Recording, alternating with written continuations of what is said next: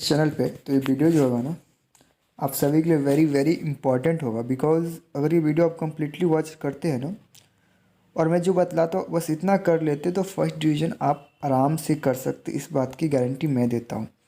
बस जितना आप क्वेश्चन बता रहे हैं ना, इसमें एक दो चैप्टर नहीं रहेगा। यानी कि इस बुक के अंदर बीएसटी के अंदर जितने सारे चैप्टर है, सारा चैप्टर आपको इस वीडियो के अंदर रहेगा।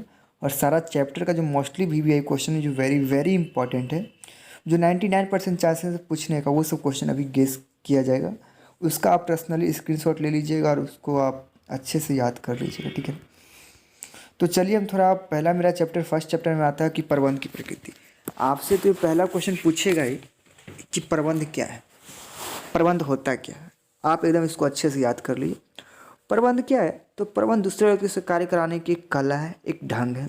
सिंपल सा, इतना याद रखिएगा इसका डिफिनेशन अच्छे से। प्रबंध क्या है? दूसरे व्यक्ति से कार्य कराने की कला और एक ढंग है, ठीक है।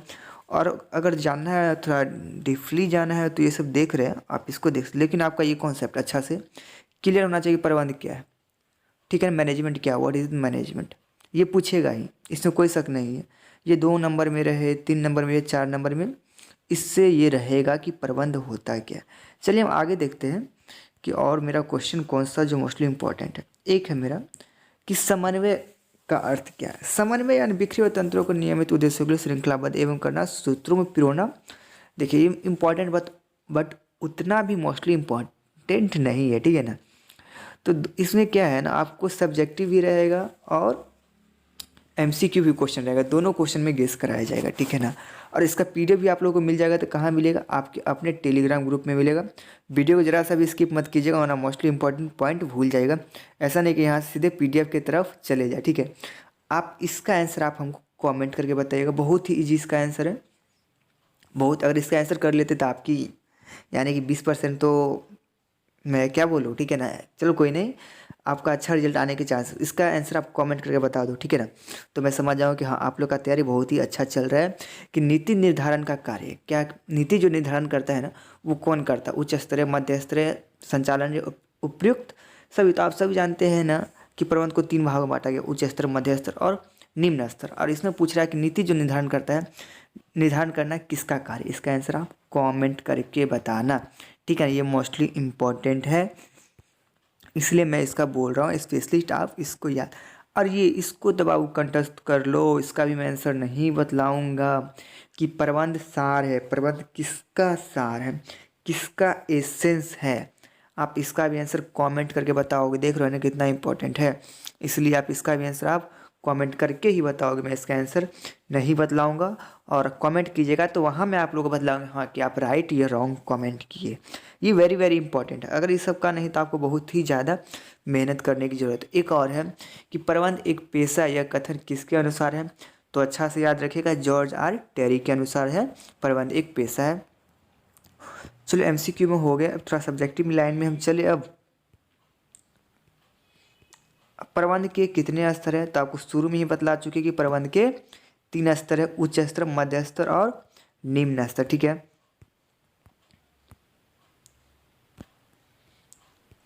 इसका अब चलो हम लॉन्ग क्वेश्चन हम बतलाए थे ना शुरू में ही कि प्रबंध का आपका डिफिनेशन रहेगा ही, ठीक है ना।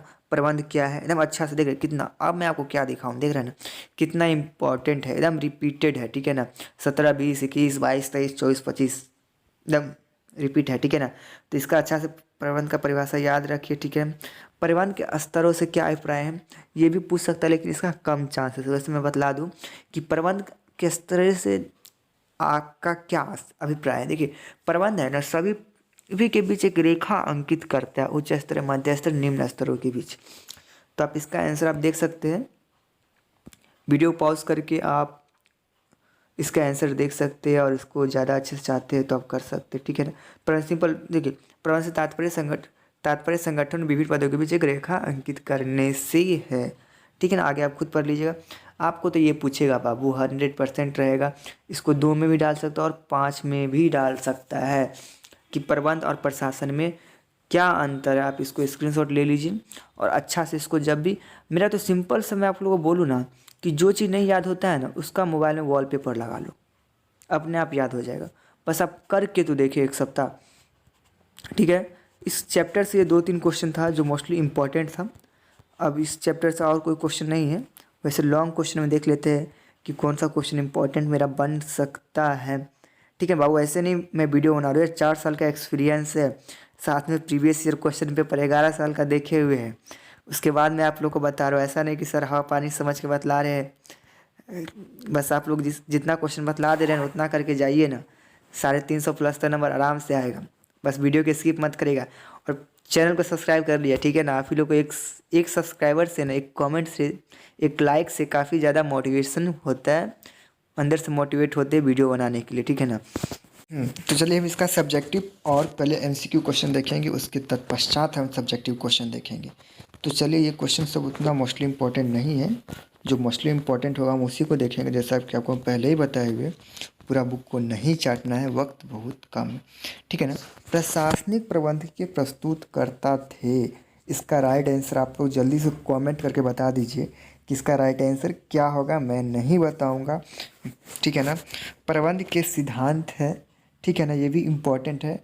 तो प्रबंध के सिद्धांत ये सभी है, डायनेमिक भी होता है, फ्लेक्सिबल भी, सार्वभौमिक भी होता है। मतलब कि प्रबंध के सिद्धांत होता है समय के अनुसार अपने आप को परिवर्तन कर लेता है। अब देखिए एक जल है, ठीक है ना, अब जल को, अब पानी को आप जैसा बर्तन रखिएगा अपने आप को वैसा एडजस्ट कर लेता है, ठीक है ना। उसी तरह प्रबंध भी, आप इसको जैसा सिचुएशन दीजिएगा उस सिचुएशन में ये मैनेज कर लेता है, ठीक है ना। चलो इसका कमेंट करके बताओ। Chapter 2 question number 16 and chapter 1 बस। और वैज्ञानिक प्रबंध टेलर ने प्रयोग किए थे गति अध्ययन, थकान अध्ययन, समय अध्ययन, गति थकान समय, ये तीनों अध्ययन। अरे यार आँख नोच रहा है, चलो सॉरी। इसका जो एमसीक्यू था इम्पोर्टेंट वो 2 तो हम बता दिए, एक कमेंट करके आप बताओगे, ठीक है ना। अब सब्जेक्टिव की बात किया जाए तो सब्जेक्टिव की बात किया जाए तब आप इसको एकदम अच्छा से कंठस्थ कर लो कि गति अध्ययन और समय अध्ययन और थकान अध्ययन, ये 3 अध्ययन है, ठीक है ना। ये तीनों का आप अच्छा से एकदम रट लो, एकदम तीनों का डिफरेंस अच्छा से याद कर लीजिएगा ना, तो बाकी सब अपने आप हो जाएगा। इसका जल्दी से स्क्रीनशॉट लो, पॉकेट में डालो और उसको नहीं, स्क्रीनशॉट लो, वॉलपेपर लगाओ और हमेशा याद करते रहो, ठीक है ना। खाओ जाओ, पी जाओ, चाट जाओ, जो करना है सब कर जाओ, लेकिन उसको याद कर जाओ, बस इतना कर जाओ, ठीक है ना। और इससे इम्पॉर्टेंट क्वेश्चन नहीं है, ठीक है ना। और ये रहेगा एक टेलर और फ्यूल के योगदान में तो वह अंतर स्पष्ट कीजिए। बाबू ये रहेगा, ये 2 नंबर भी रह सकता है और 5 नंबर में भी, 4 नंबर में भी रहेगा, इसलिए इसको छोड़िए मत। इसको हम स्क्रीनशॉट लेना चाहते हैं आप स्क्रीनशॉट ले लीजिए, ठीक है ना, लेकिन इसको याद कर लीजिए। चलिए नेक्स्ट देखते हैं। मेरा नेक्स्ट चैप्टर मेरा 3 है, व्यावसायिक पर्यावरण, बिजनेस इन्वायरमेंट। इस चैप्टर से क्या इंपॉर्टेंट निकलेगा तो देखना प्रारंभ किया जाए। तो चलिए क्या बनता है मेरा इस चैप्टर से इम्पोर्टेंट, और आपके कमेंट के लाइक क्या बनता है। ये नई आर्थिक नीति के प्रमुख अंग हैं, बतलाइए इसका कमेंट करके कि इसका राइट आंसर क्या होगा। उदारीकरण, वैश्वीकरण, निजीकरण, तो इनमें से सभी, तो इसका राइट आंसर होगा डी। अरे सॉरी बाबू, इसका तो आप लोग कमेंट करने वाले थे ना इसका राइट आंसर। तो छोड़िए, इसका कमेंट करो कि नई आर्थिक नीति घोषित हुई थी, बतलाइए कि नई आर्थिक नीति कब घोषित हुई थी। भारत में उदारीकरण नीति कैसी रही है, पूर्णतः असफल नहीं रहा है, ये सफल रही है। जो था एमसीक्यू मैंने बतला दिया। अब चलते हैं हम सब्जेक्टिव की ओर, ठीक है। नई आर्थिक नीति, ये 3 गो है ना, इसको चाट जाओ, एकदम अच्छा से याद कर लो, इससे बहुत क्वेश्चन बनेगा। उदारीकरण क्या है, निजीकरण क्या है, वैश्वीकरण क्या है, एकदम अच्छा से। इस चैप्टर का ना एसेंस सार सब कुछ ये 3 चीज ही है, ठीक है ना, इसलिए इसको तीनों को अच्छा से याद कर लो। स्क्रीनशॉट लेना चाहते हो तो जल्दी से ले लो, शुभ काम में देरी क्यों, ठीक है। तो अब हम आएंगे नेक्स्ट चैप्टर में। पर्यावरण से इतना इम्पोर्टेंट निकलने वाला था, हो गया। अब मेरा है प्लानिंग। चलो इसका सारा आंसर आप बताओगे, वैसे मैं भी बताऊंगा, डोंट वरी, ठीक है। बस आप लोग अपना प्यार दुलार बनाए रहिए, चैनल को सब्सक्राइब कर लीजिए, नहीं किए हैं तो, अगर किए हैं तो बहुत बहुत थैंक्स, ठीक है ना। और शेयर भी कर दीजिए, इसके लिए मोस्टली क्या मैं बोलूँ, बहुत बहुत शुक्रिया, ठीक है ना। चलो ठीक है। अब इसका आंसर, बजट के प्रकार होते हैं तो बजट 2 प्रकार के होते हैं। अरे सॉरी, इसको तो आंसर हम ही बतला दिए। बजट एक अवधि के लिए तैयार किया जाता है, लंबी, अल्प, निश्चित, इनमें से सभी, तो इनमें से सभी। ओ माय गॉड, चलो इसका आंसर आप खुद किसका करो, नियोजन में शामिल है। इसका आंसर जल्दी से आप कमेंट करो, नियम क्या करना, कब करना, कैसे करना, इनमें से सभी। इसका राइट आंसर क्या होगा? चैप्टर 4 का क्वेश्चन नंबर 5 का राइट आंसर क्या होगा? जॉर्ज आर टेरी के अनुसार नियोजन के प्रकार है, तो जॉर्ज आर टेरी के अनुसार 4 है। नियोजन होता है अल्पकाल, मध्यकाल, दीर्घकाल सभी अवधियों के लिए। ठीक है, चलो सब्जेक्टिव की बात आए किया जाए तो सब्जेक्टिव नियोजन की कोई दो सीमाएं बताई, नॉट इम्पॉर्टेंट। ठीक है ना, ये इम्पोर्टेंट है। नियम और नीति में अंतर स्पष्ट कीजिए कि नियम क्या होता है, नीति क्या होता है। एकदम अच्छा से ये क्वेश्चन आपको पूछ सकता है, इसलिए एकदम इसको अच्छा से कर लीजिए। ठीक है ना, दोनों को 2 बार 3 बार पढ़िए ना, अपने आप याद हो जाएगा। ठीक है, इस चैप्टर से और भी 2-3 इंपॉर्टेंट क्वेश्चन है इस चैप्टर के अंदर। हाँ, एक ये रहा कि उद्देश्य और नीतियाँ में अंतर स्पष्ट कर। ऑब्जेक्टिव ऑफ पॉलिसीज कि पॉलिसी क्या होता है, जूता वाला पॉलिसी मत समझ ले, नीति का। ठीक है ना, कहता है ना लोग तो यार तुम्हारा पॉलिसी ठीक नहीं है। ठीक है ना, उसी को बोलते हैं। इसमें हो गया। चलो नेक्स्ट चैप्टर में हम आते हैं। मेरा नेक्स्ट चैप्टर क्या है? नियम पद्धति, इसको भी थोड़ा बहुत याद कर लीजिए। ठीक है, इसको याद क्या करना है, इसको 5 बार पढ़ लीजिए, 5 से 6 बार, अपने आप याद हो जाएगा। पूरा नहीं था, आधा तो याद होगा ही ना, लेकिन याद तो हो जाएगा ना। अब मेरा चैप्टर है संगठन, ऑर्गेनाइजिंग। तो चलिए देखना स्टार्ट करते हैं। शुभ काम के लिए देरी क्यों? चलो, जो वेरी इंपॉर्टेंट होगा उससे भार अर्पण किया जा सकता है। किसका? तो अधिकारियों का। सॉरी, इसका तो आपको कमेंट करना था ना, नेक्स्ट में आप कमेंट करो। ठीक है ना, प्रबंध का स्वतः विस्तार होता है किसके द्वारा? इसका आंसर आप कमेंट करके बताओगे कि किस तरीके से किया जाता है। इसका पीडीएफ के लिए आप लोग बिल्कुल भी टेंशन मत लीजिए। इसका पीडीएफ आपका जो चैनल है टेलीग्राम पे, DK कॉमर्स सक्सेस पॉइंट, उस पर जाइए, आपको इसका पीडीएफ मिल जाएगा। जैसे ही वीडियो ख़त्म होने के बाद और वीडियो के 1 दिन बाद आपको पीडीएफ मिलेगा। नहीं तो आप लोगों को बहुत गंदी आदत है कि आप लोग जैसे सुनते नहीं कि इसका ये वीडियो अपलोड हुआ और इसका पीडीएफ भी, तो आप लोग वीडियो छोड़ के सीधे पीडीएफ की ओर दौड़ पड़ते, इसलिए पीडीएफ 1 दिन बाद। ठीक है, अब सब्जेक्टिव की बात करते। चलो पॉइंट नंबर 2। ठीक है ना, औपचारिक एवं अनौपचारिक, ये तो पूछेगा ही कि औपचारिक क्या होता है, अनौपचारिक क्या होता है। औपचारिक जो लिखित हो, जो ऑफिशियल हो, उसको औपचारिक बोलते हैं। अनौपचारिक जो स्वतः निर्माण हो, अपने आप बना ले, आपसी समझौता से बना ले, उसको बोलते हैं अनौपचारिक। ठीक है, इतना में नहीं समझ में आया तो इतना में तो ज़रूर समझ में आ जाएगा। इतना आप कर लो अच्छे से। ठीक है, अच्छा से, बहुत वेरी इंपॉर्टेंट है ये रहेगा। उसके बाद ये अधिकार का भारार्पण क्या होता है, विकेंद्रीकरण क्या होता है, दोनों का अंतर अच्छे से कर लो। अब ये क्या है, कार्यात्मक, ये उतना इम्पोर्टेंट नहीं है। तो चलो हम नेक्स्ट चैप्टर में आवागमन करते हैं। मेरा नेक्स्ट चैप्टर होगा 6, जिसका नाम है स्टाफिंग, नियुक्तिकरण। तो चलिए हम देखना स्टार्ट करते हैं। अब देखो आपका ये है कि वेरी इंपॉर्टेंट वाला कहाँ है, प्रशिक्षण की विधियाँ हैं और इसका कमेंट करके बताने की विधियाँ आप बतलाओगे। ठीक है ना, कि प्रशिक्षण के कार्य बदलते, प्रशिक्षण। तो इसका राइट आंसर क्या होगा? सॉरी, इसका राइट आंसर आप कमेंट करके बताओ। ठीक है ना, नियुक्तिकरण क्या है, नियोजन करना, नियंत्रण करना क्या है? तो नियोजन करना है, निर्देश करना, व्यक्ति को कार्य पर लगाना। D is the right answer होगा। ठीक है, ठीक है ना, नून रोटी खाएंगे, छपरा है, नून रोटी नहीं खाएंगे, एकदम बिरयानी खाएंगे, ज़िंदगी खुशी से बिताएंगे। प्रशिक्षण के 2 लाभ लिखिए। ठीक है ना, ये उतना इम्पोर्टेंट नहीं है, लेकिन जितना इम्पोर्टेंट ये भर्ती चुनाव में अंतर स्पष्ट करना है। जल्दी से इसका स्क्रीनशॉट ले लो, जल्दी से। ठीक है ना, और दोनों का अंतर अच्छा से याद कर लो। चलो देख लेते हैं। और शिक्षण विकास, नहीं वो याद कर लो बस, हो जाएगा। ठीक है ना, उतना नहीं करना है। मैं पूरा क्वेश्चन थोड़ी बताऊंगा, तो फिर आप लोग तो करते रह जाइएगा, समय इतना कम है। ठीक है ना, इसलिए जो वेरी इंपॉर्टेंट है सिर्फ वही क्वेश्चन आप लोग को बतलाया जाएगा। अब क्वेश्चन नंबर निर्देशन, डायरेक्टिंग। तो चलो शुभारंभ करते हैं, देखना। ठीक है, इसका कौन इम्पोर्टेंट क्वेश्चन है बट वो ये, ठीक है ना, यदि संदेश वाहन का प्रमाण रखना चाहते हैं तो आप को संदेश वाहन का उपयोग करना होगा। औपचारिक, मौखिक। अब देखो बाबू, लंबे बातचीत है, उसको हमको रखना है, तो हमको औपचारिक जो लिखित है उसको आपको पहले बता चुके, अनौपचारिक में लिखित नहीं होता है। तो इसका राइट आंसर कमेंट करके बतला दो सही सही क्या होगा। ठीक है।